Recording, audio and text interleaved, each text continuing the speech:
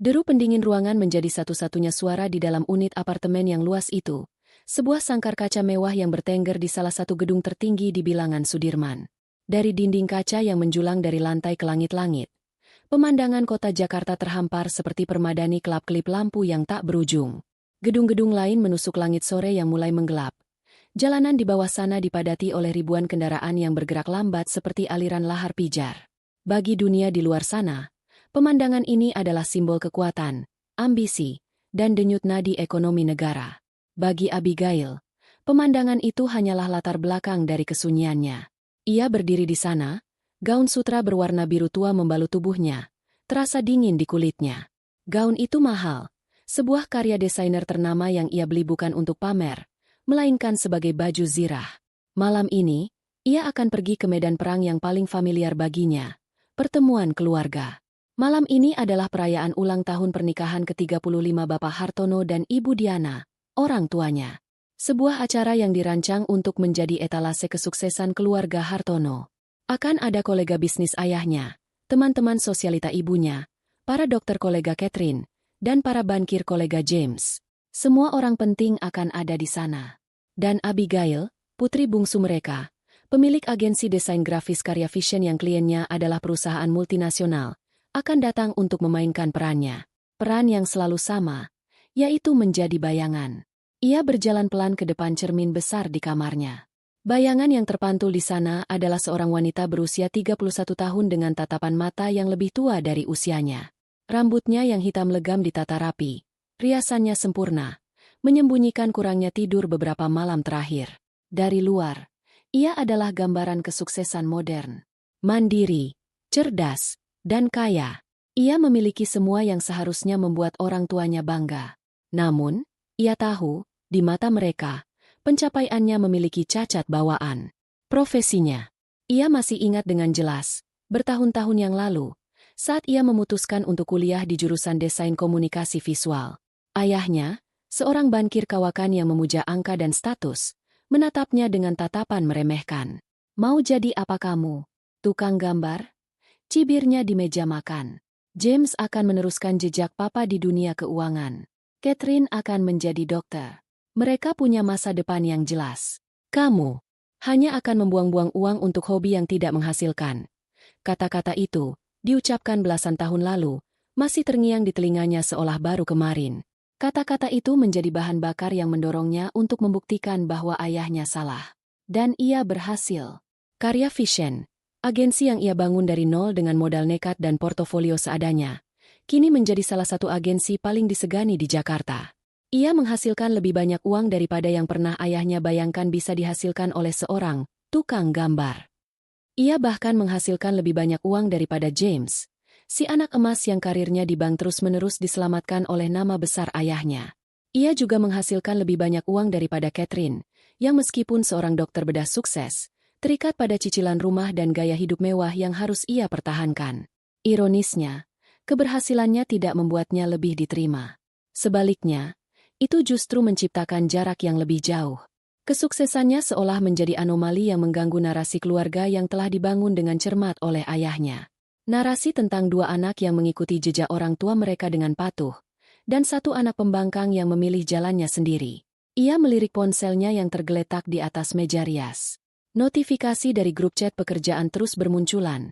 Para desainernya memberikan laporan terakhir sebelum akhir pekan. Namun, grup chat keluarga yang bernama Keluarga Hartono sunyi senyap. Pesan terakhir adalah dari Catherine, 2 hari yang lalu. Sebuah pengingat singkat tentang lokasi dan waktu pesta, tanpa sapaan personal. Tidak ada pertanyaan dari ibunya tentang gaun apa yang akan ia kenakan. Tidak ada candaan dari James. Hanya keheningan yang memekakan telinga. Abigail tahu ada grup chat lain, keluarga inti Hartono, yang tidak menyertakan namanya. Di sanalah percakapan yang sebenarnya terjadi. Di sanalah rencana dibuat, gosip dibagikan, dan kehangatan keluarga, jika memang ada, dipertukarkan. Ia adalah satelit yang mengorbit planet keluarganya, cukup dekat untuk melihat cahayanya, tetapi tidak pernah cukup dekat untuk merasakan kehangatannya. Ia menghela napas panjang, berusaha mengusir perasaan getir yang mulai naik ke tenggorokannya. Malam ini harus berbeda. Ia mencoba meyakinkan dirinya sendiri.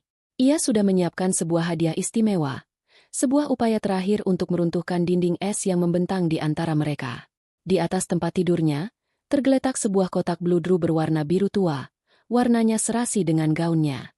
Di dalamnya ada sebuah amplop tebal berisi voucher perjalanan kelas bisnis dan akomodasi mewah di sebuah resor pribadi di Raja Ampat. Hadiah itu bernilai ratusan juta rupiah. Sebuah hadiah yang ia tahu tidak akan bisa disaingi oleh James maupun Catherine. Ini bukan tentang pamer kekayaan. Ini adalah tentang memberikan sesuatu yang tidak bisa dinilai dengan uang, sebuah pengalaman. Ia membayangkan wajah ibunya yang terkejut, senyum ayahnya yang mungkin untuk pertama kalinya tulus, dan kekaguman di mata kedua kakaknya. Ia membayangkan mereka sekeluarga berlibur bersama, jauh dari hiruk-pikuk Jakarta, di mana mungkin mereka bisa melihatnya bukan sebagai si tukang gambar, atau si anak buangan, tetapi hanya sebagai Abigail, putri mereka, adik mereka. Fantasi itu terasa begitu manis, sekaligus begitu rapuh. Ia tahu persis seberapa besar kemungkinan fantasinya akan hancur berkeping-keping begitu ia melangkahkan kaki ke restoran itu. Tapi harapan adalah hal yang aneh. Ia terus muncul bahkan ketika logika mengatakan untuk berhenti berharap. Dengan tangan yang sedikit gemetar, ia mengambil kotak bludru itu. Beratnya terasa lebih dari sekadar berat kertas dan karton. Di dalamnya ada harapan, ada pembuktian, ada permohonan tanpa kata untuk diterima. Ia mematut dirinya sekali lagi di cermin. Wanita di cermin itu tampak percaya diri dan tenang. Hanya ia sendiri yang tahu betapa bergejolaknya perasaan di dalam dirinya. Ia menarik napas dalam-dalam, mengenakan topeng ketenangannya, dan berjalan keluar dari apartemennya, melangkah menuju malam yang akan menentukan segalanya. Entah malam ini akan menjadi awal dari sebuah rekonsiliasi, atau justru menjadi penegasan terakhir bahwa ia memang tidak pernah punya tempat di sana. Gemerlap lampu kota menyambutnya saat ia menunggu lift, menjanjikan kemegahan. Namun hati Abigail hanya merasakan dingin dan kehampaan yang akrab. Di dalam mobilnya yang melaju membelah kemacetan Jakarta menuju Kemang, keheningan terasa lebih pekat. Alunan musik jazz instrumental yang mengalir lembut dari pengeras suara gagal meredam riuh di dalam benaknya. Setiap lampu merah terasa seperti jeda yang dipaksakan, memberinya waktu lebih banyak untuk merenung. Tangannya yang tidak memegang kemudi secara otomatis meraih ponsel di kursi penumpang. Sebuah kebiasaan yang telah menjadi ritual bulanannya. Dengan beberapa kali usapan ibu jari, ia membuka aplikasi mobile banking. Matanya menelusuri deretan angka dan histori transaksi, sebuah buku besar digital yang mencatat semua kebaikannya yang tak pernah terlihat, tak pernah diakui. Transaksi pertama yang ia periksa adalah pembayaran cicilan hipotek rumah mewah orang tuanya di Pondok Indah. Notifikasi, transaksi berhasil, baru saja muncul beberapa jam yang lalu. Puluhan juta rupiah, setiap bulan, tanpa pernah terlambat sekalipun selama 3 tahun terakhir. Ia ingat betul percakapan yang mengawali semua ini. Suatu malam, ibunya menelepon dengan suara cemas, bercerita bahwa dana pensiun ayahnya ternyata tidak sebesar yang mereka perkirakan. Ayahnya, yang gengsinya setinggi langit, menolak untuk menjual rumah atau menurunkan standar gaya hidup mereka. Papa Emu stres, Gail. Setiap malam mengeluh sakit kepala, kata ibunya di telepon. Sebuah keluhan yang Abigail tahu adalah permintaan tolong yang terselubung. Tanpa pikir panjang, Abigail menawarkan diri untuk mengambil alih pembayaran cicilan. Jangan bilang papa ini dari aku, Ma. Pesannya saat itu. Bilang saja ini bonus investasi mama atau apapun. Aku tidak mau melukai harga dirinya. Sejak saat itu, ia menjadi penopang tak terlihat bagi kemegahan rumah yang menjadi simbol status keluarganya. Rumah di mana ia seringkali merasa seperti tamu. Jarinya menggulir ke bawah, melewati transaksi-transaksi rutin untuk tagihan listrik, internet, dan TV kabel premium di rumah itu. Lalu, matanya berhenti pada sebuah transaksi besar 2 tahun yang lalu. Ratusan juta rupiah, ditransfer ke rekening pribadi James. Ia tersenyum kecut, mengingat kembali malam di mana kakaknya itu meneleponnya dengan suara panik. James, si anak emas yang selalu diagung-agungkan, ternyata terjerat pinjaman online berbunga tinggi untuk menutupi gaya hidupnya yang glamor. Ia terjebak dalam lingkaran setan gali lubang tutup lubang. Aku salah investasi, Gail. Butuh dana cepat. Nanti Mas ganti secepatnya. Begitulah kebohongan yang James rangkai. Abigail tahu itu bohong. Ia bisa mendengar ketakutan di balik nada sok tenangnya. Ia tahu kakaknya itu malu, gengsi untuk mengakui kesalahannya di hadapan adik perempuan yang dulu selalu ia remehkan. Abigail tidak banyak bertanya. Ia hanya mentransfer uang yang dibutuhkan, beserta pesan singkat. Selesaikan masalahmu, Mas. Jangan diulangi lagi. Ucapan, nanti Mas ganti, itu tentu saja tidak pernah terwujud. James tidak pernah membahasnya lagi, seolah-olah transaksi ratusan juta itu tidak pernah terjadi. Dan Abigail tidak pernah menagihnya. Guliran jarinya berlanjut, membawanya ke transaksi lain, setahun yang lalu. Transfer sejumlah besar uang ke rekening Catherine. Itu adalah uang muka untuk rumah baru Catherine dan suaminya di salah satu kawasan elit di Jakarta Selatan. Abigail ingat saat itu mereka sekeluarga sedang makan malam bersama. Catherine dengan antusias bercerita tentang sebuah rumah yang ia idam-idamkan, namun mengeluh bahwa uang mukanya terlalu besar. Sayang sekali, padahal lokasinya strategis sekali untuk praktikku, katanya dengan nada kecewa. Saat itu, Abigail melihat sebuah kesempatan. Bukan untuk pamer, tetapi untuk menunjukkan perhatiannya, untuk menjadi bagian dari kebahagiaan kakaknya. Keesokan harinya, ia menghubungi Catherine dan menawarkan bantuan. Reaksi Catherine datar. Oh, ya? Kamu yakin, Gail? Tidak merepotkan? Tanyanya, seolah-olah tawaran itu adalah hal yang wajar. Tidak ada luapan kegembiraan atau rasa terima kasih yang meluap-luap. Hanya sebuah penerimaan yang kaku. Namun, Abigail tetap melakukannya. Ia ingin melihat kakaknya bahagia, dan jika uangnya bisa membeli kebahagiaan itu, maka ia rela memberikannya. Ia berharap, dengan memiliki rumah impiannya, Catherine akan sedikit lebih hangat padanya. Harapan yang, tentu saja, tidak pernah terwujud. Dan yang paling baru, adalah transaksi-transaksi kecil namun banyak selama sebulan terakhir. Pembayaran untuk catering, dekorasi, band, dan sewa tempat untuk pesta malam ini. Ia mentransfernya langsung ke masing-masing vendor, menggunakan rekening bisnisnya agar tidak terlacak sebagai transaksi pribadi. Ia menanggung setengah dari total biaya pesta, sebuah kontribusi signifikan yang ia berikan secara diam-diam. Ia melakukannya karena ia tahu orang tuanya ingin pesta ini terlihat sempurna, dan kesempurnaan membutuhkan biaya yang tidak sedikit.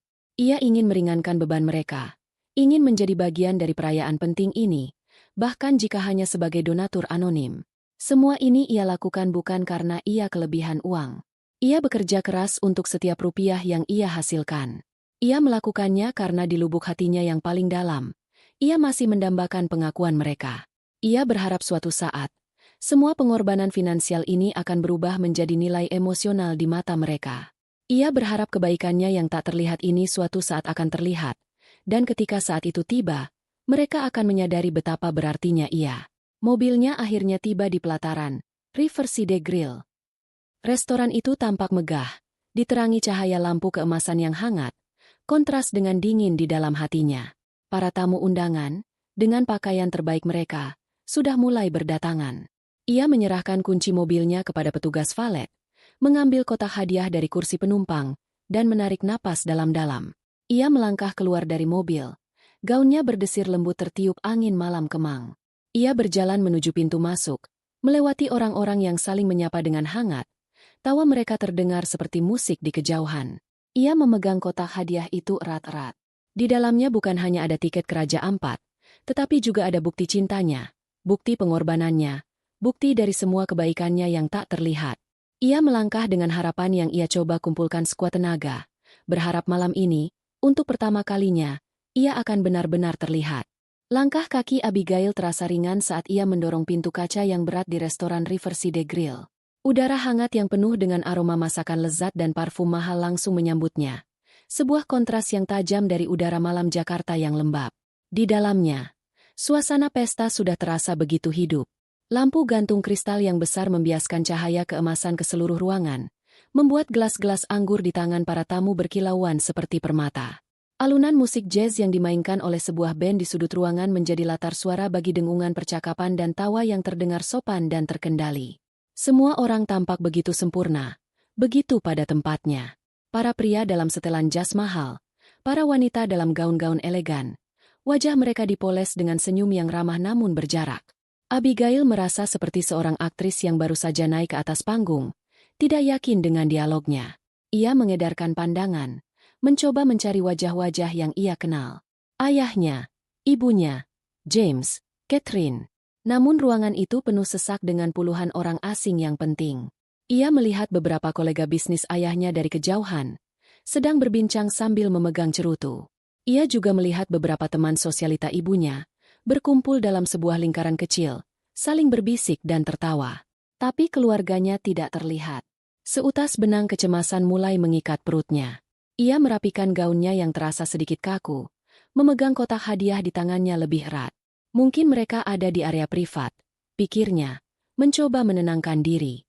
Ia berjalan perlahan menuju meja resepsionis yang terletak di dekat pintu masuk, di mana dua orang wanita muda dengan seragam rapi berdiri sambil tersenyum. "Selamat malam, Ibu. Selamat datang di Riverside Grill." Sapa salah satu dari mereka dengan ramah. Namanya tersemat di bajunya, Anita. "Selamat malam," balas Abigail, membalas senyumnya. "Saya di sini untuk pesta ulang tahun pernikahan Bapak dan Ibu Hartono."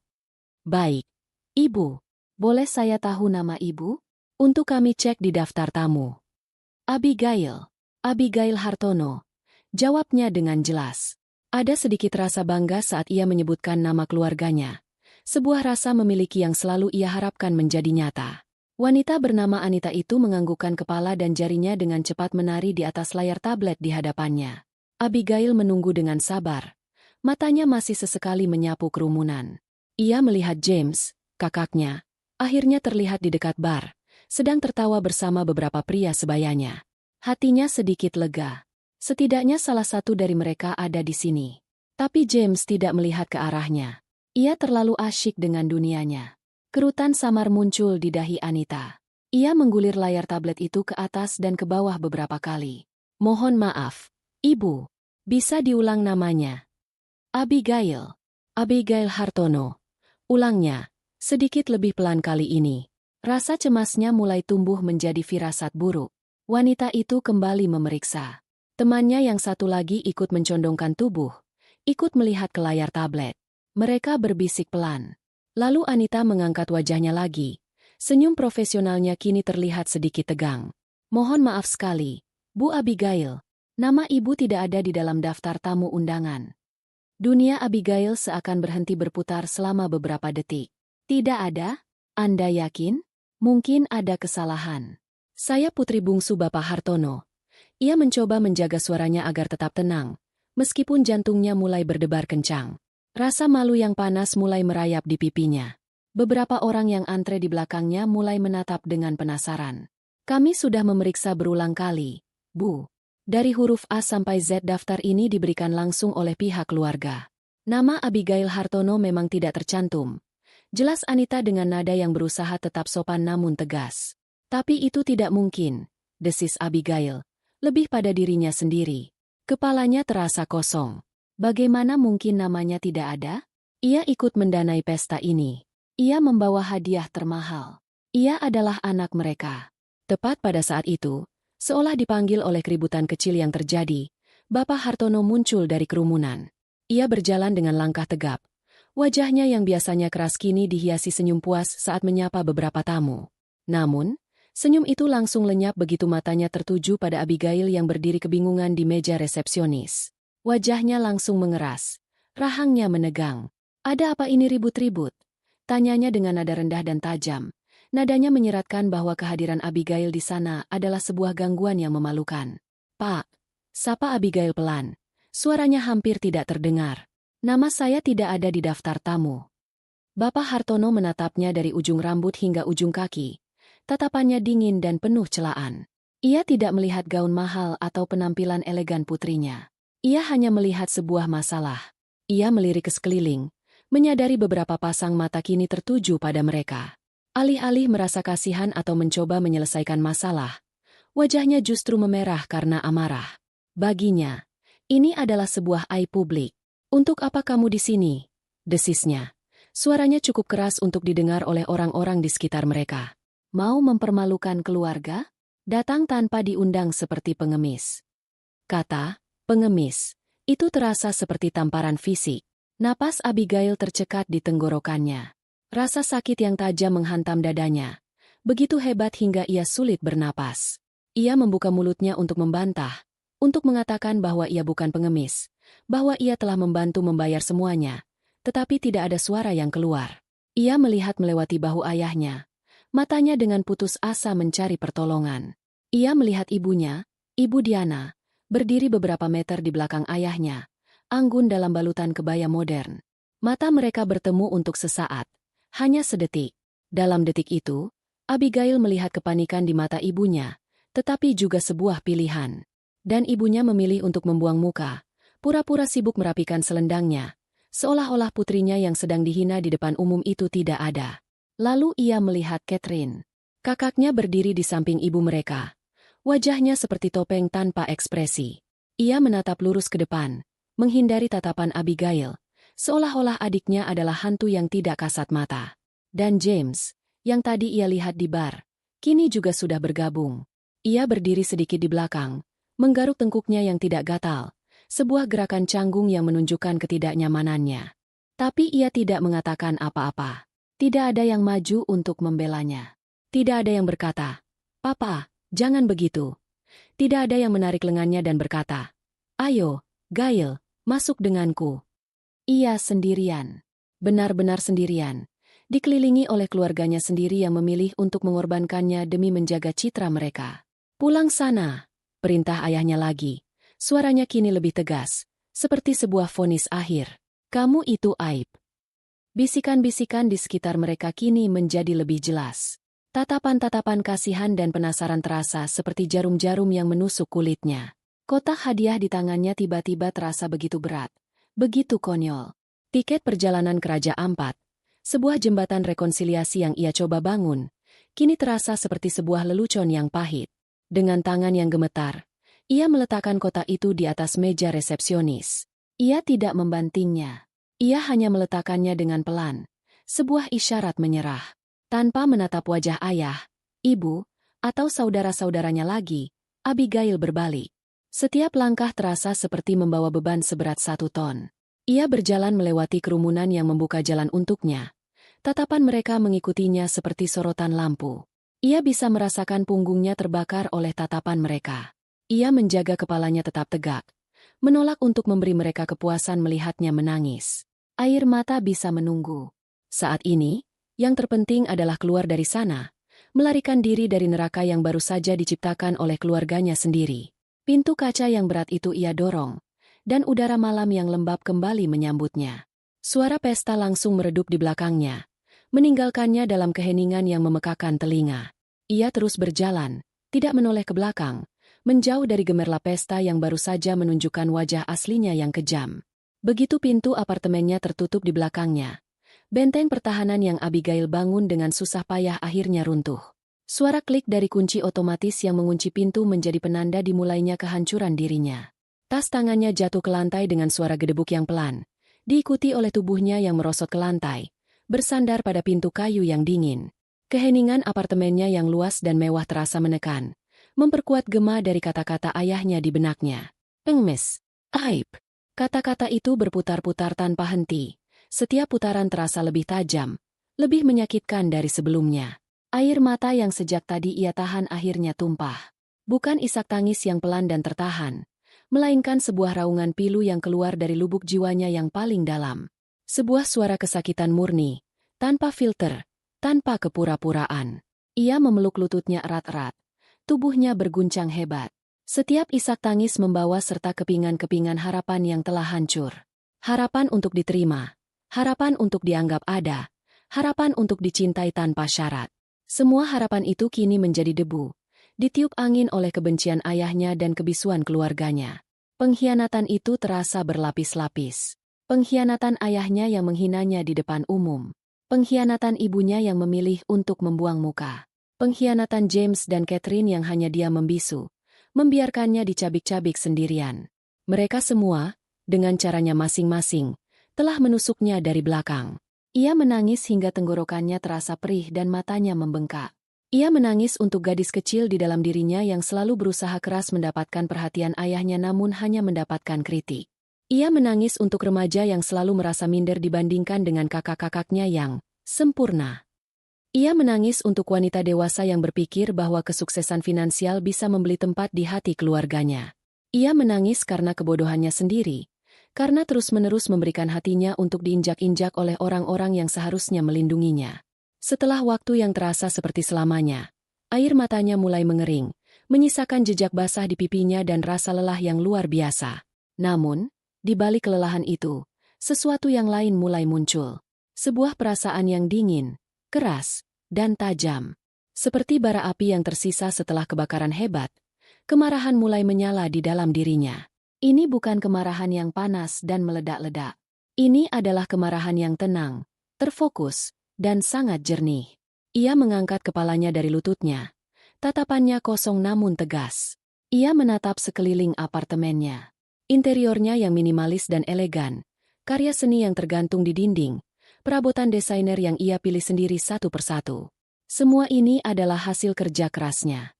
Semua ini ia bangun dengan tangan, otak, dan hatinya sendiri. Tanpa bantuan mereka. Tanpa persetujuan mereka. Sebuah kesadaran yang brutal namun membebaskan menghantamnya. Ia tidak butuh mereka.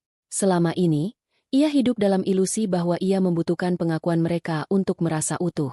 Malam ini telah membuktikan bahwa pengakuan itu tidak akan pernah datang. Tidak peduli seberapa banyak yang ia berikan, seberapa banyak yang ia korbankan. Ia adalah ban mereka, jaring pengaman finansial mereka, tetapi bukan keluarga mereka. Ia hanyalah sebuah fungsi, sebuah sumber daya. Dan ketika sumber daya itu mencoba untuk memiliki perasaan dan tempat, ia dianggap sebagai aib. Dengan gerakan yang lambat dan disengaja, Abigail bangkit berdiri. Langkahnya mantap saat ia berjalan menuju ruang kerjanya. Ia tidak lagi terlihat seperti wanita yang hancur. Ia terlihat seperti seorang ratu yang baru saja memutuskan untuk membakar kerajaannya yang korup hingga rata dengan tanah. Ia duduk di kursi kerjanya yang ergonomis, menyalakan laptopnya. Cahaya dari layar menerangi wajahnya yang pucat dan bengkak. Tetapi matanya kini memancarkan kilau yang berbahaya. Jemarinya menari di atas keyboard dengan ketenangan yang menakutkan. Tindakan pertama, mobile banking. Ia masuk ke akunnya, menavigasi ke menu transfer terjadwal. Di sana, tercantum dengan rapi jadwal transfer untuk cicilan hipotek rumah Pondok Indah. Dengan satu klik, ia memilih opsi, hapus. Sebuah kotak konfirmasi muncul di layar. Apakah Anda yakin ingin menghapus transaksi terjadwal ini? Tanpa ragu, ia mengklik, ya. Selesai. Pilar utama kemegahan mereka baru saja ia cabut. Tindakan kedua, ia mencari jadwal transfer bulanan lainnya, yang ia sebut dalam hatinya sebagai uang jajan papa mama. Jumlahnya tidak sebesar cicilan rumah, tetapi cukup untuk membiayai makan siang sosialita ibunya dan keanggotaan klub golf ayahnya. Ia menghapusnya juga. Klik. Tindakan ketiga, ia mengangkat telepon dan menghubungi nomor layanan pelanggan dari perusahaan penyedia jasa rumah tangga premium. Selamat malam. Sapanya dengan suara yang datar dan profesional. Saya Abigail Hartono. Saya ingin membatalkan kontrak layanan kebersihan dan perawatan taman untuk alamat di Jalan Pinang Emas, Pondok Indah. Efektif segera. Wanita di seberang telepon terdengar terkejut, tetapi Abigail tidak memberinya ruang untuk bertanya. Ia hanya memberikan detail yang diperlukan dan menutup telepon. Tindakan keempat, dan yang paling simbolis, ia membuka emailnya. Di kotak terkirim, masih ada email konfirmasi dari agen perjalanan mewah untuk paket liburan ke Raja Ampat. Hadiah yang ia letakkan di meja resepsionis tadi, mungkin sekarang sudah berakhir di tempat sampah. Ia menekan tombol, balas. Kepada agen perjalanan. Subjek, pembatalan pemesanan No. Ra7712. Isi emailnya singkat dan lugas. Dengan hormat, mohon untuk membatalkan paket perjalanan atas nama Bapak Hartono dan Ibu Diana. Mohon proses pengembalian dana yang berlaku ke rekening saya. Terima kasih. Ia menekan tombol, kirim, tanpa sedikit pun keraguan. Jembatan rekonsiliasi itu kini telah ia ledakkan sendiri. Setelah semua selesai, ia menutup laptopnya. Ia tidak merasa menang. Ia tidak merasa puas. Yang ia rasakan adalah kehampaan yang aneh. Seperti seorang ahli bedah yang baru saja selesai mengamputasi bagian tubuhnya yang sudah membusuk. Operasinya menyakitkan, tetapi perlu untuk bertahan hidup. Ia mematikan semua lampu di apartemennya, kecuali satu lampu kecil di sudut ruangan. Ia berjalan ke jendela kaca raksasanya dan menatap pemandangan kota sekali lagi. Lampu-lampu itu masih berkelip seperti sebelumnya. Kota itu masih bergerak seperti sebelumnya. Dunia tidak berhenti berputar hanya karena hatinya hancur dan keluarganya retak. Di tengah kegelapan apartemennya, di tengah kesunyian yang ia ciptakan sendiri, Abigail berdiri tegak. Tali-tali yang selama ini mengikatnya pada kewajiban dan harapan palsu telah ia putuskan satu persatu. Ia tidak tahu apa yang akan terjadi besok. Ia hanya tahu bahwa mulai malam ini, segalanya akan berubah. Ia bebas. Sebuah kebebasan yang terasa menakutkan sekaligus memabukkan. Abigail terbangun oleh seberkas cahaya matahari pagi yang berhasil menembus celah tirai tebal di kamarnya. Selama sesaat, hanya sesaat, ia merasakan kedamaian. Otaknya yang masih separuh tertidur belum sepenuhnya memproses kejadian semalam.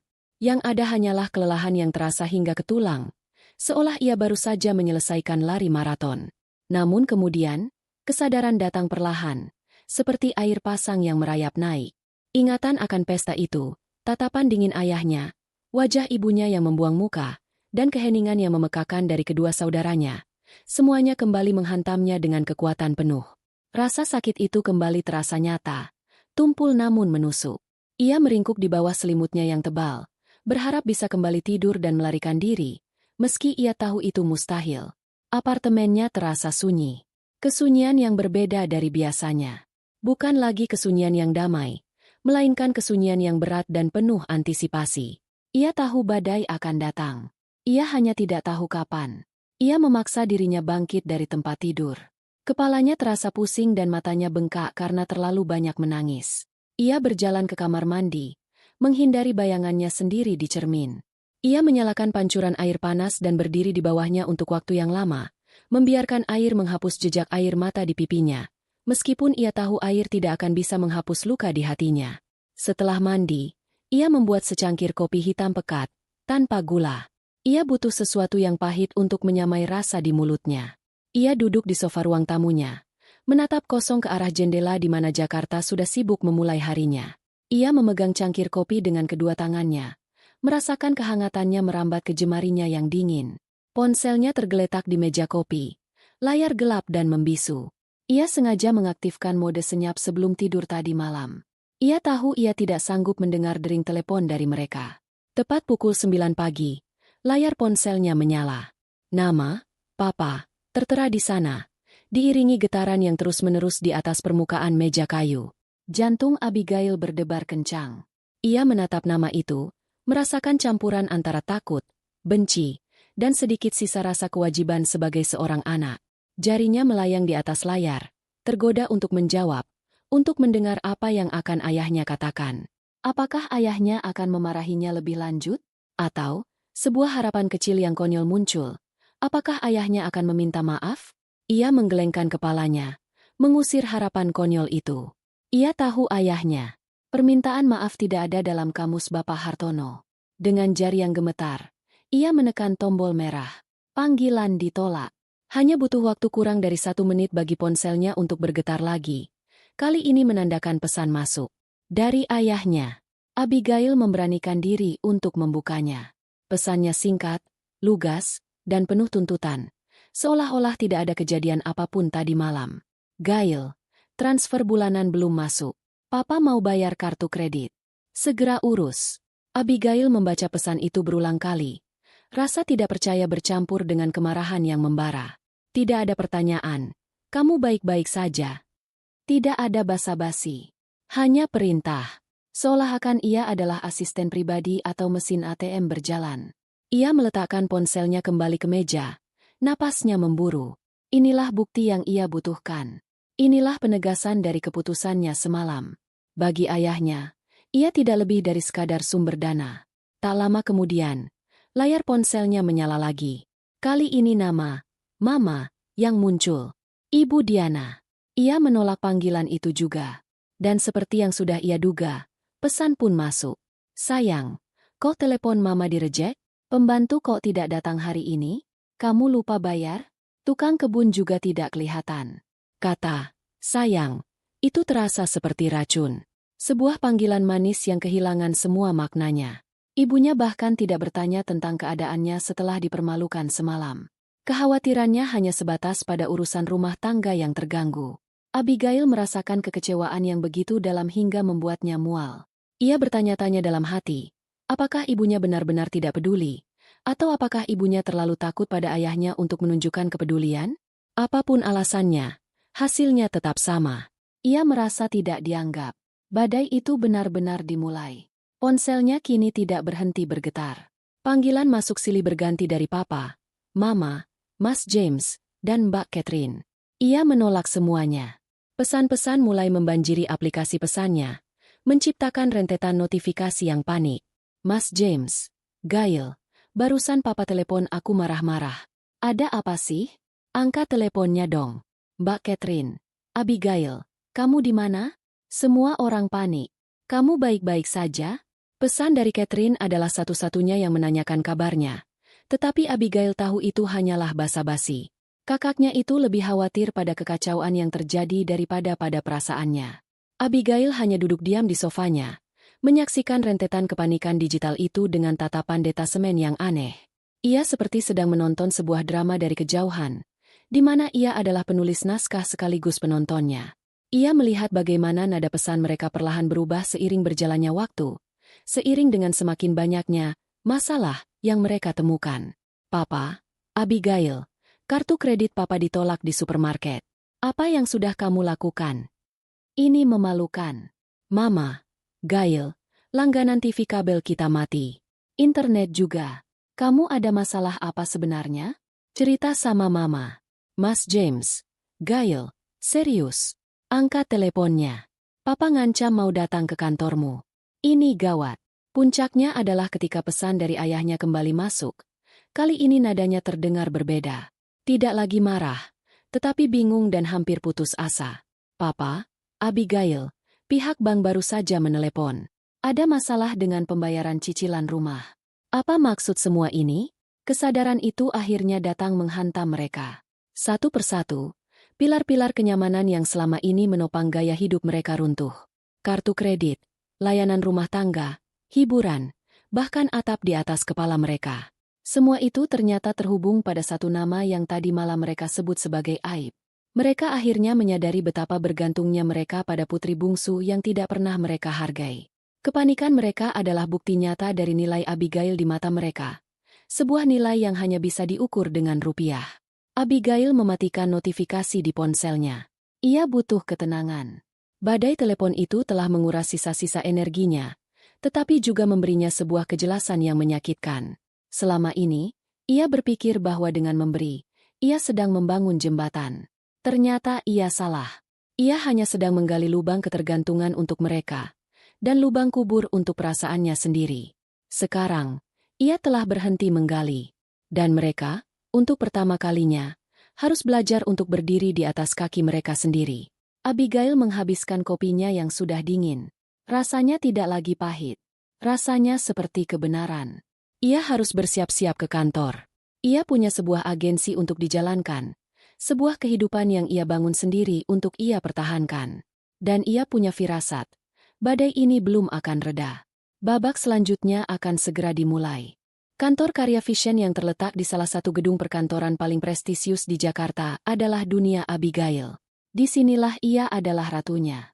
Setiap sudut ruangan, mulai dari lobi yang berkonsep industrialis dengan dinding bata ekspos hingga ruang kerja terbuka yang penuh dengan energi kreatif, semuanya adalah cerminan dari visi dan kerja kerasnya. Udara di dalam kantor terasa sejuk dan beraroma kopi segar yang baru diseduh. Suara ketukan jari di keyboard, klik mouse, dan diskusi-diskusi pelan tentang ide-ide desain menjadi musik latar yang menenangkan baginya. Ini adalah tempat perlindungannya, sebuah benteng di mana identitasnya didefinisikan oleh bakat dan kepemimpinannya, bukan oleh nama keluarganya. Pagi itu, Abigail berusaha keras untuk menenggelamkan diri dalam rutinitas pekerjaan. Ia memimpin rapat pagi bersama tim kreatifnya, membahas revisi untuk kampanye besar sebuah merek internasional. Ia memberikan arahan dengan jelas dan tegas. Pikirannya fokus pada palet warna, tipografi, dan strategi pesan. Untuk sementara waktu, ia berhasil. Ia berhasil mendorong kekacauan pribadinya ke sudut terjauh di benaknya. Namun, ketenangan itu tidak bertahan lama. Sekitar pukul 11 siang, interkom di mejanya berbunyi. Suara asistennya, Rina, terdengar ragu-ragu. Mbak Gail, maaf mengganggu. Ada Bapak Hartono di lobi. Beliau ingin bertemu dengan Mbak. Jantung Abigail berhenti berdetak sesaat. Ia sudah menduga ini akan terjadi, berkat pesan dari James tadi pagi. Tapi ia tidak menyangka ayahnya akan senekat ini, datang langsung ke wilayah kekuasaannya. Apakah beliau punya janji, Rin? Tanya Abigail. Suaranya ia usahakan terdengar tenang dan profesional. Tidak ada, Mbak. Katanya ini urusan darurat keluarga. Dan beliau terlihat sangat marah. Abigail memejamkan matanya sejenak, mengumpulkan kekuatannya. Melarikan diri bukan lagi pilihan.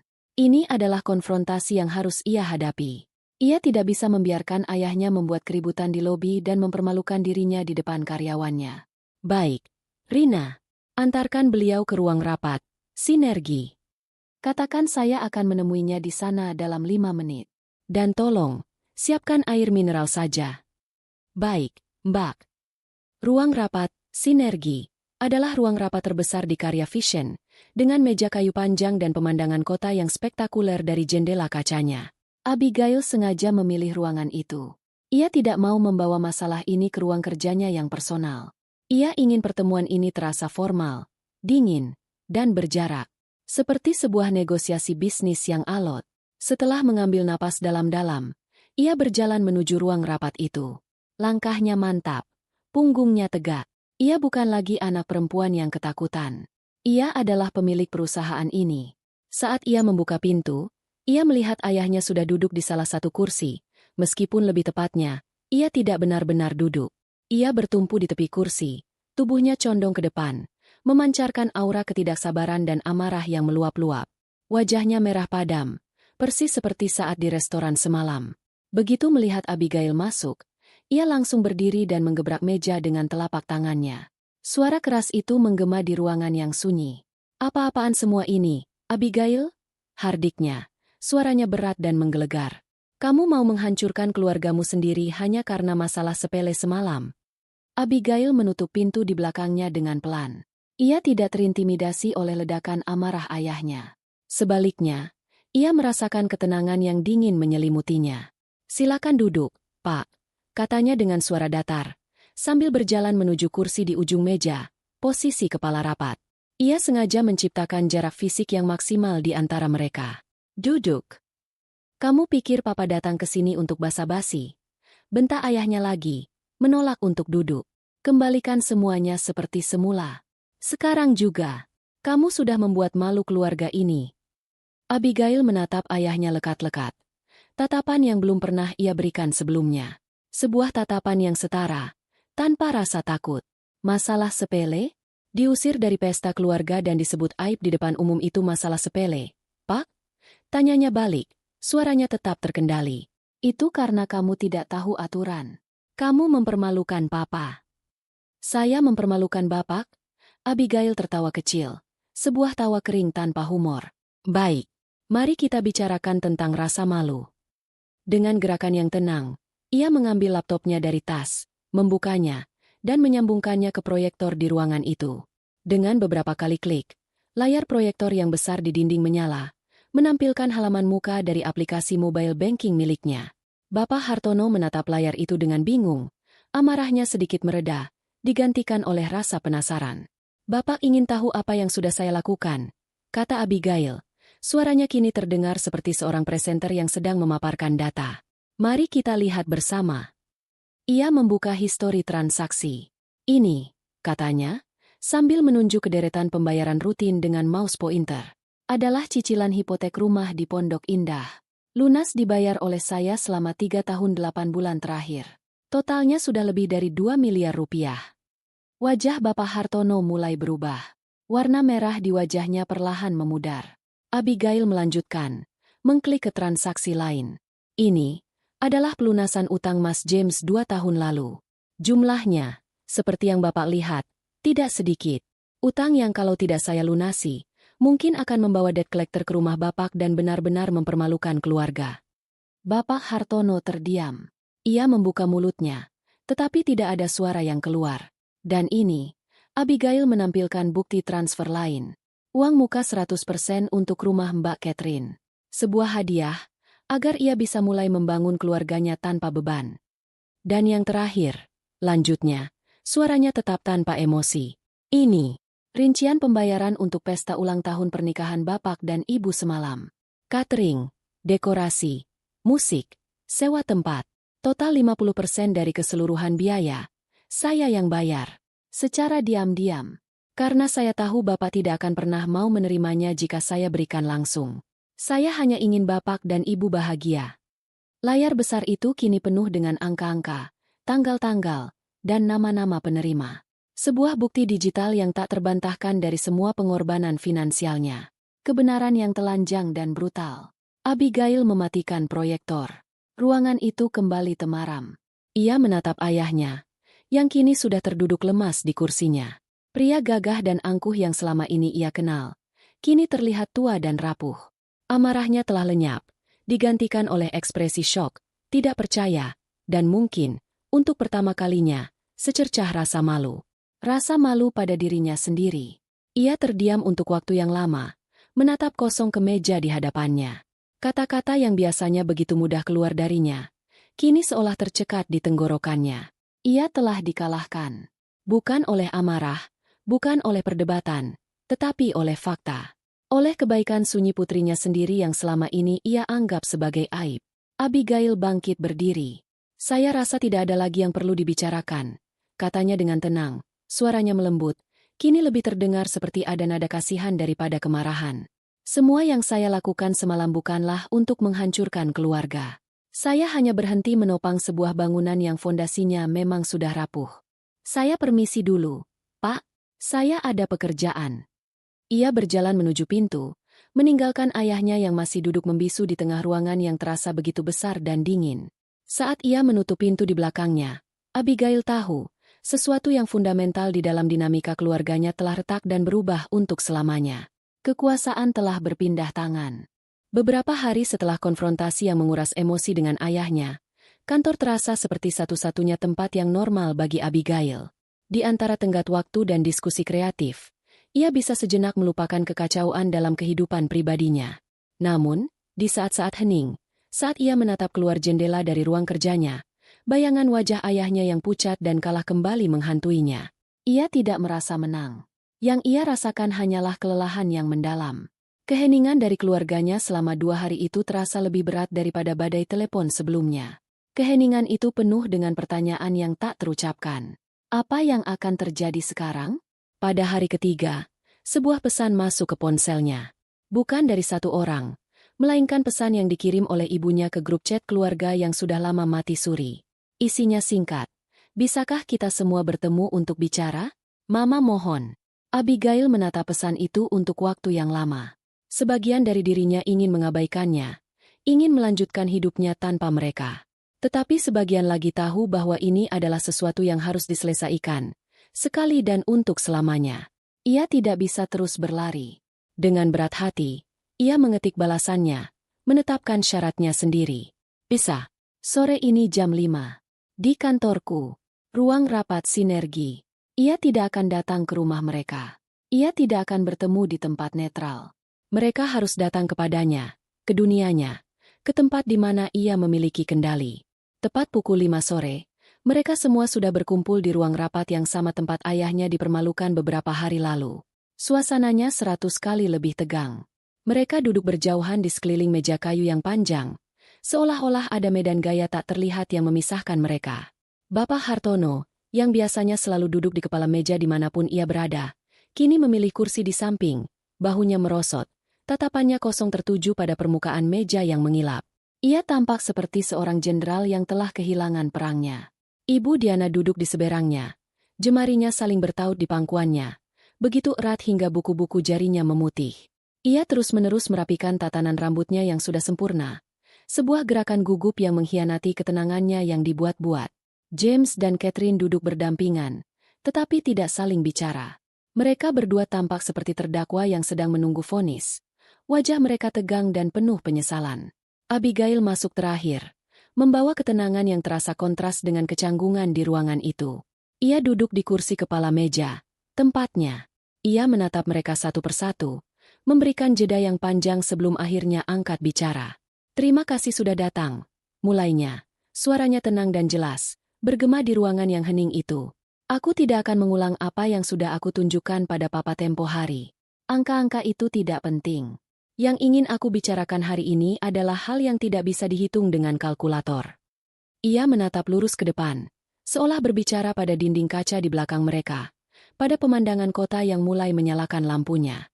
Sejak aku kecil, lanjutnya, aku selalu merasa seperti sedang mengikuti audisi. Sebuah audisi seumur hidup untuk menjadi bagian dari keluarga ini. Audisi yang sepertinya tidak pernah aku menangkan. Ia menarik napas dalam-dalam. Aku ingat saat aku memenangkan lomba menggambar tingkat nasional waktu SD. Aku pulang membawa piala yang lebih besar dari kepalaku. Aku menunjukkannya pada papa, dan papa hanya meliriknya sekilas sambil membaca koran dan berkata, "Bagus. Tapi jangan lupakan matematikamu." Di minggu yang sama, Mas James mendapat nilai 8 untuk ulangan IPS, dan papa mengajaknya makan malam di restoran steak untuk merayakannya. James tersentak mendengar itu, seolah sebuah ingatan yang lama terkubur tiba-tiba muncul kembali. Ia menundukkan kepalanya lebih dalam. Aku ingat saat aku diterima di Fakultas Seni Rupa, lanjut Abigail. Kini matanya beralih pada ibunya. Semua teman-teman mama menanyakan tentang Mbak Catherine yang masuk Fakultas Kedokteran dengan nilai tertinggi.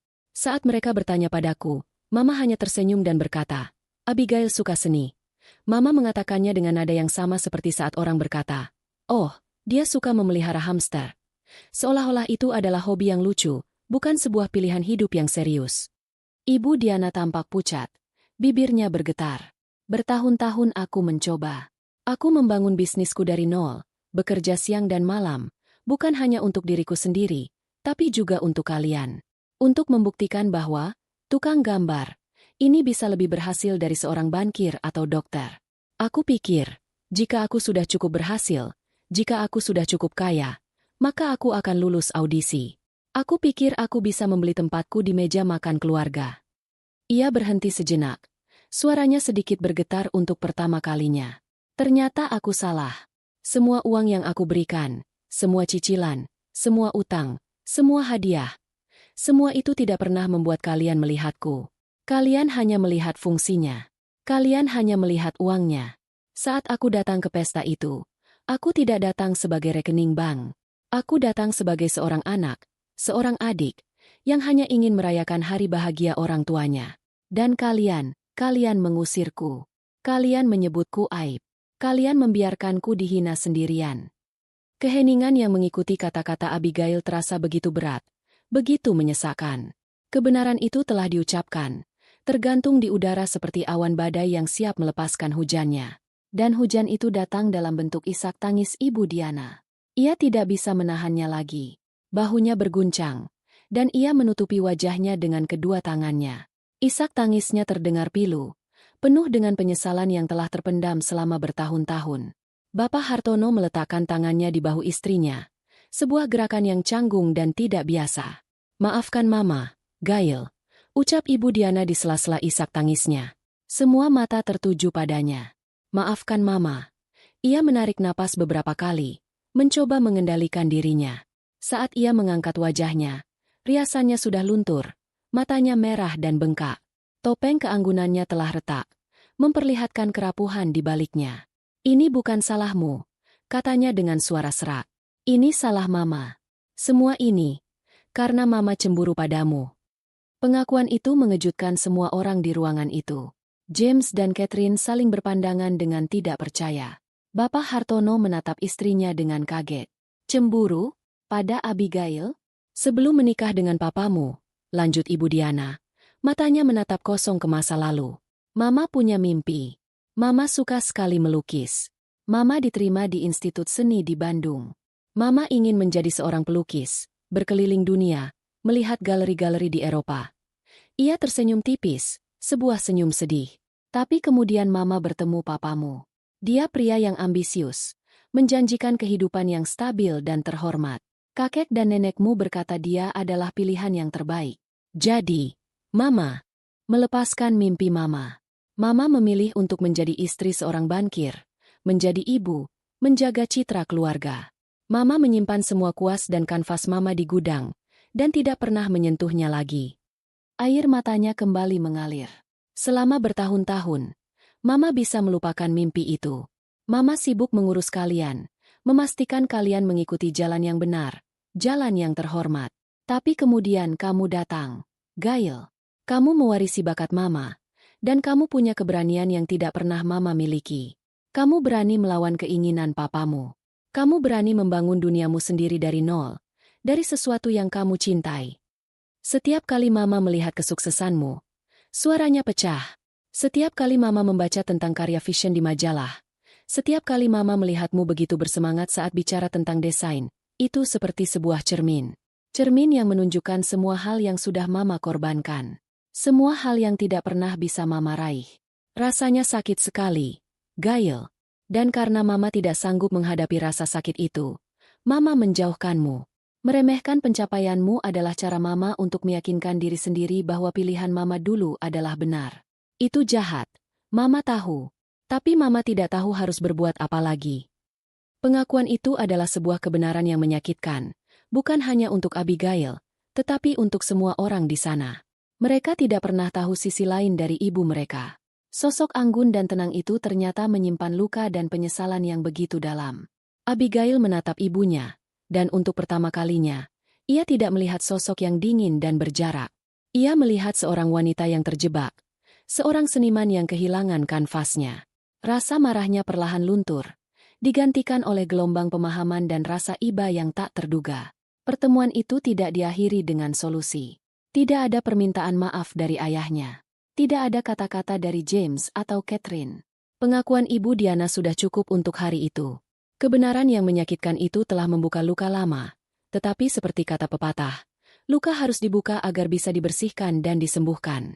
Beberapa hari berlalu dalam keheningan yang canggung setelah pertemuan emosional di ruang rapat. Tidak ada lagi badai telepon. Tidak ada lagi pesan panik. Yang ada hanyalah kekosongan yang aneh. Keluarga Hartono, yang selama ini hidup dalam kepura-puraan, kini dipaksa untuk menghadapi reruntuhan dari narasi yang telah mereka bangun.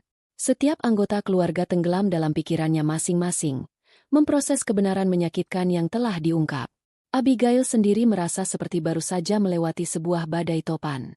Ia merasa lelah, kosong, tetapi juga anehnya, lebih ringan. Beban rahasia dan kepura-puraan yang selama ini ia pikul sendirian kini telah ia letakkan. Ia tidak tahu apa yang akan terjadi selanjutnya, dan untuk pertama kalinya, ia tidak terlalu memikirkannya. Ia fokus pada pekerjaannya, pada rutinitasnya, mencoba membangun kembali normalitas dalam hidupnya. Lalu, pada suatu sore yang mendung, saat ia sedang menyeruput teh di pantry kantornya, ponselnya bergetar. Sebuah pesan masuk dari nomor yang sangat ia kenal, tetapi jarang sekali menghubunginya secara pribadi. Mas James. Jantung Abigail berdebar sedikit lebih cepat. Ia ragu-ragu sejenak sebelum membukanya. Isinya sangat singkat. Gail, bisa kita bicara? Sebentar saja. Traktir kopi. Di tempat biasa kamu suka. Abigail membaca pesan itu berulang kali. Tidak ada nada menuntut. Tidak ada kepanikan. Hanya sebuah permintaan sederhana. Ia tahu tempat yang James maksud. Kafe, kopi senja. Sebuah kafe kecil dan tenang yang sering ia kunjungi untuk mencari inspirasi atau sekadar menenangkan pikiran. Fakta bahwa James mengingat tempat favoritnya adalah sebuah detail kecil yang mengejutkan. Setelah pergulatan batin yang cukup lama, ia memutuskan untuk memberinya kesempatan. Jam 7 malam ini. Balasnya singkat. Malam itu, Abigail datang tepat waktu. Kafe itu seperti biasa, remang-remang dan nyaman, dengan aroma biji kopi sangrai yang memenuhi udara. Ia melihat James sudah duduk di pojok, di meja favoritnya. Kakaknya itu tampak berbeda. Tidak ada aura arogan atau kepercayaan diri yang dibuat-buat seperti biasanya. Ia hanya duduk di sana, mengaduk-aduk americanonya yang sepertinya sudah dingin, tampak gugup dan cemas. "Hai, Mas," sapa Abigail pelan, sambil menarik kursi di hadapannya. James mengangkat kepalanya, tampak sedikit terkejut. Hai, Gail. Makasih sudah mau datang." Keheningan yang canggung menyelimuti mereka selama beberapa saat. Seorang pelayan datang dan Abigail memesan secangkir teh kamomil. Setelah pelayan itu pergi, James akhirnya angkat bicara. Matanya menatap cangkir kopinya, seolah tidak berani menatap adiknya. Ia memulai. Suaranya serak. "Aku mau minta maaf, Gail." Abigail hanya diam, mendengarkan. "Aku minta maaf untuk semuanya. Untuk malam pesta itu. Untuk bertahun-tahun di mana aku hanya diam saja. Aku brengsek. Aku pengecut. Katanya, kata-kata itu keluar dengan cepat seolah ia takut kehilangan keberanian jika berhenti. Malam itu, saat papa membentakmu, aku hanya berdiri di sana. Aku tahu itu salah. Di dalam hati, aku berteriak. Tapi tidak ada suara yang keluar dari mulutku. Aku terlalu takut pada papa. Aku terlalu takut kehilangan statusku sebagai anak emas yang selama ini aku sandang. Ia akhirnya mengangkat kepalanya, dan Abigail bisa melihat penyesalan yang tulus di matanya yang biasanya jenaka. Selama ini aku selalu berpikir, enak ya jadi kamu. Kamu bisa melakukan apapun yang kamu mau. Kamu tidak harus memenuhi ekspektasi papa yang setinggi langit. Kamu tidak harus hidup di bawah bayang-bayangnya setiap hari di kantor. Setiap pencapaianku, orang-orang akan selalu bilang, ya wajar, kan anaknya Hartono. Sementara kamu membangun semuanya sendiri. Dan sejujurnya, ia berhenti sejenak, menarik napas dalam-dalam. Aku iri padamu, Gail. Aku bukan iri pada uangmu. Aku iri pada keberanianmu. Kamu berani mengejar mimpimu, sementara aku hanya mengikuti jalan yang sudah dibuatkan untukku, jalan yang bahkan tidak aku yakini sepenuhnya. Pengakuan James membuat Abigail tertegun. Ia tidak pernah menyangka bahwa di balik fasad sempurna kakaknya, ada kerapuhan dan rasa tidak aman yang begitu besar. Ia selalu melihat James sebagai saingan, sebagai standar emas yang tidak akan pernah bisa ia capai. Ia tidak pernah berpikir bahwa James mungkin melihatnya dengan cara yang sama, dari sudut pandang yang berbeda. Aku tidak tahu, Mas, kata Abigail jujur. Suaranya melembut. Aku selalu berpikir hidupmu sempurna. Tidak ada yang sempurna, Gail, jawab James sambil tersenyum sedih. Gelar, anak emas, itu adalah sangkar emas.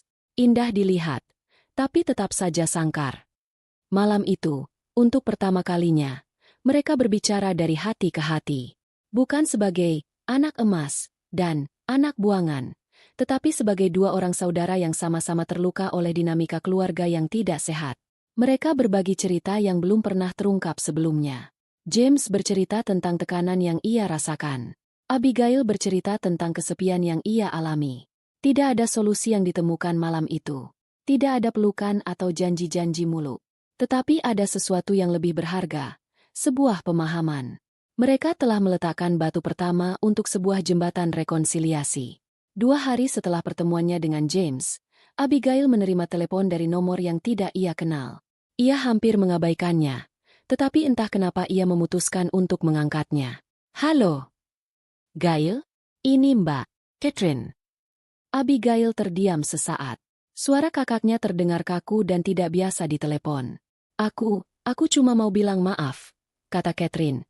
Suaranya terdengar cepat dan sedikit defensif. Aku tahu aku seharusnya melakukan sesuatu malam itu. Tapi aku panik. Semuanya terjadi begitu cepat. Aku tidak tahu harus berbuat apa. Ini bukan permintaan maaf yang tulus dan mendalam seperti yang James berikan. Ada nada pembenaran diri di dalamnya. Tetapi Abigail bisa mendengar usaha di balik kata-kata kaku itu. Bagi seseorang yang selalu berusaha menjaga citra kesempurnaan seperti Catherine, mengakui kesalahan adalah hal yang luar biasa sulit. Aku juga minta maaf karena selama ini, mungkin aku kurang peduli. Lanjut Catherine, suaranya melembut sedikit. Aku hanya terlalu sibuk dengan duniaku sendiri. Dengan karierku. Dengan rumah tanggaku. Aku tidak benar-benar memperhatikanmu. Dan itu salahku. Terima kasih sudah menelepon, Mbak. Jawab Abigail sederhana. Ia tidak tahu harus berkata apa lagi. Ya, sudah dulu ya. Aku harus memeriksa pasien, kata Catherine buru-buru, kembali ke dalam kepompong profesionalnya. Telepon pun ditutup. Abigail meletakkan ponselnya. Jembatan rekonsiliasi dengan Catherine terasa lebih rapuh, lebih reot. Tetapi telepon itu adalah sebuah langkah. Sebuah pengakuan, meskipun tidak sempurna. Malam itu, Abigail duduk sendirian di balkon apartemennya, menatap lampu-lampu kota. Ia merasa secercah harapan yang hangat mulai tumbuh di dalam hatinya yang sudah lama dingin. Jembatan itu mungkin masih rapuh, tetapi setidaknya, orang-orang di seberang sana sudah mulai mencoba untuk menyeberang. Dan untuk saat ini, itu sudah lebih dari cukup. Seminggu setelah percakapan telepon yang kaku dengan Catherine, Abigail sedang mencoba untuk fokus pada sebuah proposal desain di apartemennya pada Sabtu sore. Ia sengaja membawa pekerjaan pulang untuk mengisi akhir pekannya yang terasa lowong. Keheningan yang dulu ia nikmati sebagai bukti kemandiriannya, kini terasa sedikit berbeda. Ada sedikit kehampaan di baliknya. Sebuah penantian akan sesuatu yang ia sendiri tidak tahu apa. Ketukan pelan di pintu apartemennya membuatnya tersentak. Ia tidak mengharapkan tamu. Rina, asistennya, tahu betul untuk tidak mengganggunya di akhir pekan kecuali ada urusan darurat. Kurir paket pun biasanya akan meninggalkan barang di lobi. Dengan perasaan was-was, ia berjalan ke pintu dan mengintip dari lubang intip digitalnya. Jantungnya serasa berhenti berdetak. Di luar pintunya, berdiri ibunya, Ibu Diana. Sendirian. Ia tampak begitu kecil dan gamang di koridor apartemen yang modern dan impersonal. Ia tidak mengenakan kebaya mahal atau perhiasan yang gemerlap. Ia hanya mengenakan blus sederhana dan celana panjang, dengan sebuah tas tangan tersampir di bahunya. Ia terlihat seperti seorang ibu biasa, bukan Nyonya Hartono yang terpandang. Abigail membeku selama beberapa detik. Sebagian dari dirinya ingin berpura-pura tidak ada di rumah. Ia belum siap untuk ini. Konfrontasi berdua saja dengan ibunya terasa lebih menakutkan daripada menghadapi seluruh keluarganya sekaligus. Tetapi melihat sosok ibunya yang berdiri di sana dengan ekspresi cemas, Abigail tahu ia tidak bisa menolaknya. Dengan tangan yang sedikit gemetar, ia membuka pintu. "Mama?" sapanya. Suaranya terdengar lebih seperti pertanyaan daripada sapaan. Ibu Diana tampak terkejut saat pintu terbuka, seolah ia sendiri tidak yakin apa yang ia lakukan di sana. "Gail, maaf Mama datang tidak bilang-bilang. Mama ingin bicara." Abigail menatap ibunya, lalu mengangguk pelan. "Masuk, Ma." Ia menyingkir dari pintu, membiarkan ibunya masuk ke dalam apartemennya untuk pertama kalinya. Ibu Diana melangkah masuk dengan ragu-ragu, matanya mengedar ke seluruh ruangan, melihat semuanya dengan tatapan penuh rasa ingin tahu. Ia melihat rak buku yang tinggi menjulang, penuh dengan buku-buku seni dan desain. Ia melihat penghargaan-penghargaan yang dipajang dengan rapi di dinding. Ia melihat papan sketsa besar di sudut ruangan yang penuh dengan coretan ide. Ia melihat sebuah dunia yang sama sekali asing baginya. Sebuah dunia yang diciptakan oleh putrinya sendiri. "Apartemenmu bagus sekali," puji ibunya pelan, suaranya tulus. "Sangat dirimu." "Terima kasih," jawab Abigail singkat. "Mama mau minum apa? Teh? Kopi?" "Teh saja, kalau ada," kata ibunya, sambil terus menatap sekeliling. Abigail berjalan ke dapur untuk membuat teh. Tangannya bergerak secara otomatis. Keheningan di antara mereka terasa begitu berat, dipenuhi oleh hal-hal yang tidak terucapkan selama puluhan tahun. Saat Abigail kembali dengan 2 cangkir teh kamomil, ia menemukan ibunya sedang berdiri di depan jendela kaca raksasa, menatap pemandangan kota yang terhampar di bawah. "Pemandangannya indah," kata ibunya tanpa menoleh. "Kamu bisa melihat seluruh kota dari sini."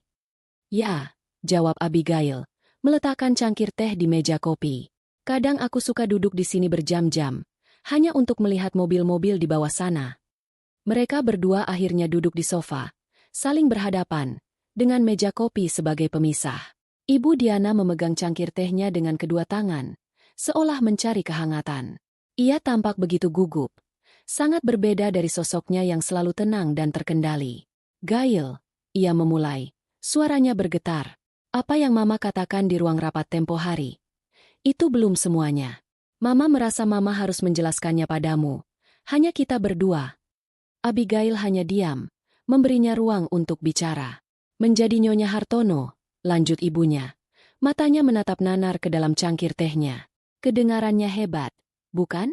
Hidup mewah, dihormati banyak orang, tidak perlu khawatir soal uang. Tapi itu semua adalah sangkar, Gail. Sangkar emas yang indah, tapi tetap saja sangkar. Sejak hari pertama Mama menikah, papamu sudah punya aturan. Bagaimana Mama harus berpakaian, dengan siapa Mama harus bergaul, acara apa yang harus Mama datangi. Hidup Mama diatur untuk mendukung karirnya, untuk menjaga citranya. Dan Mama menurutinya. Karena Mama pikir itulah tugas seorang istri." Ia berhenti sejenak, menelan ludah. "Lalu kalian lahir. James, Catherine, mereka berdua begitu mudah diarahkan. Mereka mengikuti jalan yang sudah kami siapkan. Tapi kamu, Kamu berbeda sejak kecil. Kamu punya duniamu sendiri. Kamu bisa menghabiskan waktu berjam-jam di kamarmu hanya dengan kertas dan pensil warna. Kamu punya api di dalam dirimu. Sebuah semangat yang tidak bisa dipadamkan oleh siapapun. Semangat yang mengingatkan Mama pada diriku yang dulu. Ibu Diana akhirnya mengangkat kepalanya. Matanya yang sembab menatap langsung ke mata Abigail. Rasa cemburu Mama itu bukan hanya karena kesuksesanmu. Mama cemburu pada kebebasanmu. Kamu berani mengatakan, tidak, pada papamu. Kamu berani mengambil risiko. Kamu berani gagal dan bangkit lagi. Semua itu adalah hal yang selalu ingin Mama lakukan, tapi tidak pernah punya keberanian. Setiap kali papamu meremehkan pilihanmu, sebagian dari diri Mama merasa lega. Karena jika kamu gagal, itu artinya keputusan Mama untuk menyerah pada mimpi Mama dulu adalah keputusan yang benar. Itu sangat egois dan kejam. Mama tahu. Mama menjadikanmu kambing hitam untuk kegagalan Mama sendiri. Air mata mulai mengalir di pipi ibunya, tetapi kali ini ia tidak menyembunyikannya. Ia membiarkannya mengalir. Mama minta maaf, Gail. Mama minta maaf karena sudah membiarkan rasa iri dan penyesalan Mama meracuni hubungan kita. Mama minta maaf karena tidak pernah menjadi ibu yang kamu butuhkan. Mama sibuk menjaga Citra, sampai Mama lupa caranya menjaga hati anak Mama sendiri. Melihat ibunya yang begitu rapuh dan jujur, dinding pertahanan terakhir di hati Abigail runtuh. Ia tidak lagi melihat seorang ibu yang dingin dan menghakimi. Ia melihat seorang wanita yang terluka, yang telah mengorbankan jati dirinya demi peran yang dipaksakan padanya. Abigail mengulurkan tangannya, melintasi meja, dan menggenggam tangan ibunya yang gemetar. Aku tidak tahu, Ma, bisik Abigail, suaranya serak.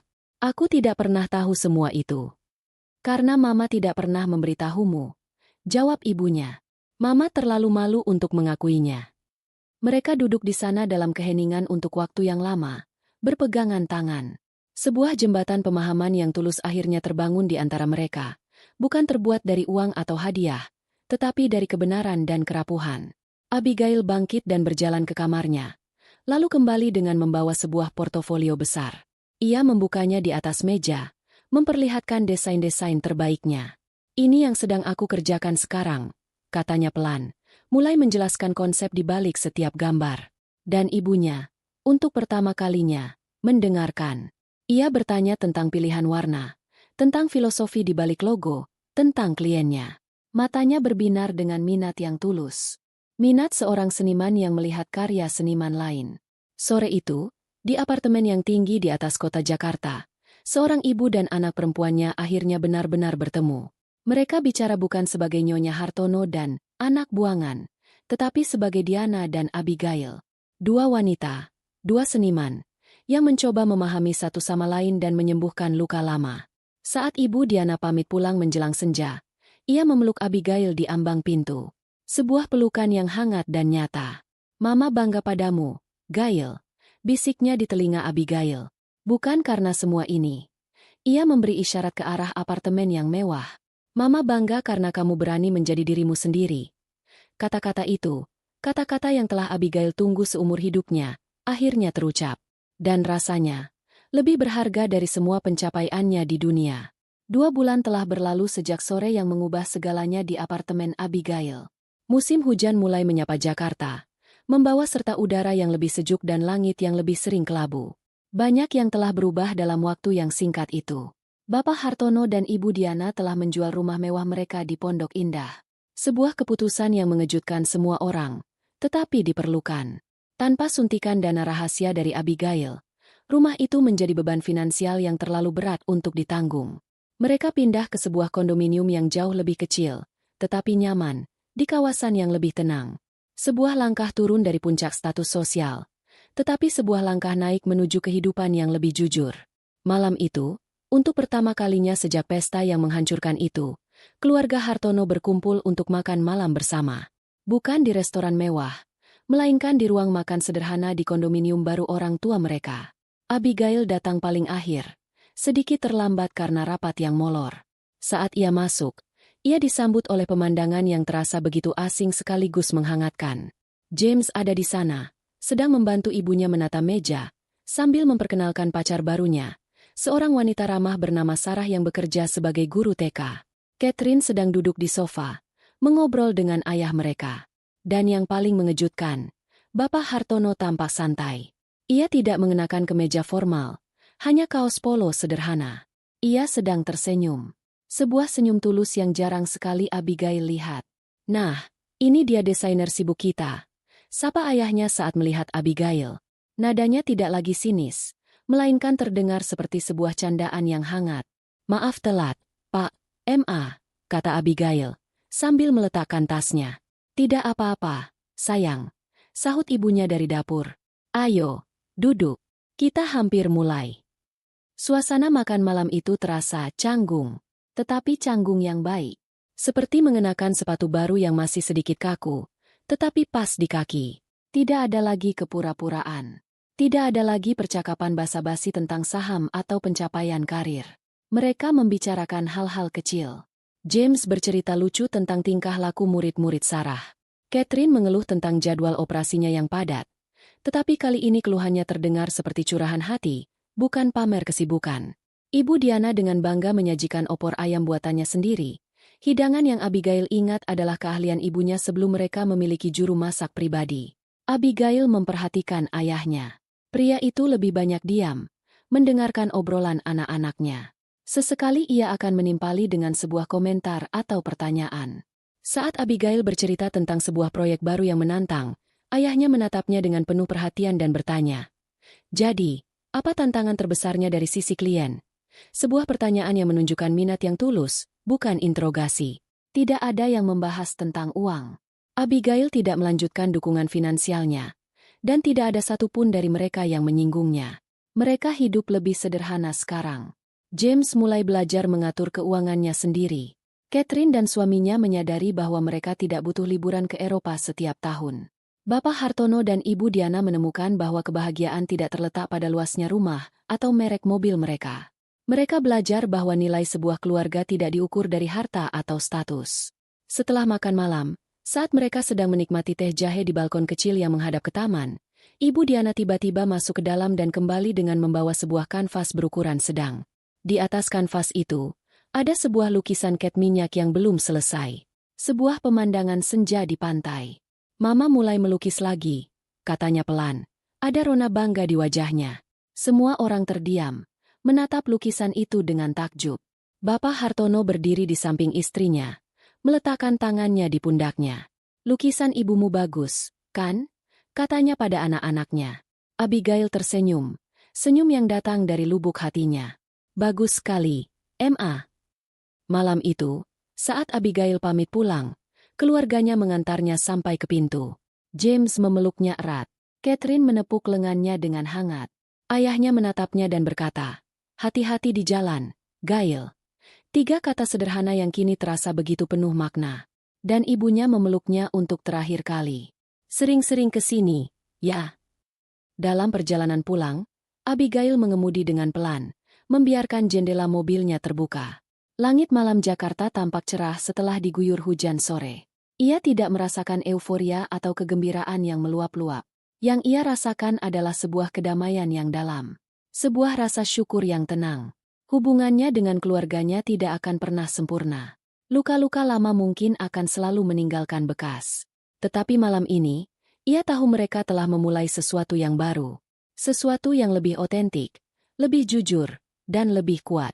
Fondasinya tidak lagi dibangun di atas uang dan kepura-puraan, tetapi di atas pemahaman, penerimaan, dan komunikasi. Ini adalah awal baru bagi keluarga Hartono. Dan bagi Abigail, keheningan yang menantinya di apartemennya nanti malam bukan lagi keheningan yang menyakitkan karena kesepian, melainkan keheningan yang damai, penuh dengan harapan akan hari esok yang lebih baik. Senja telah berlalu, membuka jalan bagi malam yang tenang.